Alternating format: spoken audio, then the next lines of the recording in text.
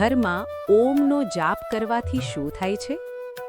માત્ર 108 વાર ઓમ બોલવાથી તમારા ઘરમાં શું બદલાઈ શકે છે એ જાણીને તમે ચોંકી જશો.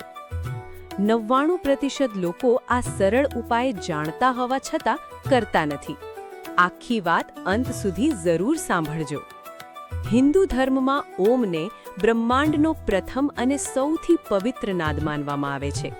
જો તમે રોજ સવારે અથવા સાંજે 108 વખત ઓમનો જાપ કરો તો મનને શાંતિ મળે છે, તણાવ ઓછો થાય છે અને ઘરમાં સકારાત્મક વાતાવરણ અનુભવાય છે.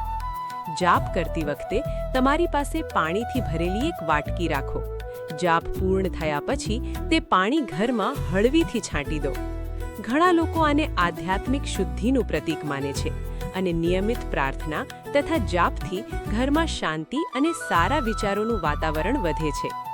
નોંધ: આ ધાર્મિક માન્યતાઓ પર આધારિત ઉપાય છે. તેના પરિણામો વ્યક્તિગત શ્રદ્ધા અને અનુભવ પ્રમાણે અલગ હોઈ શકે છે. જો તમને આવી ધાર્મિક અને ઉપયોગી માહિતી ગમતી હોય તો હમણાં જ લાઈક કરો, બેલ આઇકન દબાવો અને આ વિડિયો તમારા પરિવાર અને મિત્રો સાથે જરૂર શેર કરો. હવે કોમેન્ટમાં માત્ર ઓમ લખીને હર હર મહાદેવ જરૂર લખો. જો તમે રોજ ઓમનો જાપ કરો છો તો પણ કોમેન્ટમાં જણાવો. જય મહાદેવ! હર હર મહાદેવ!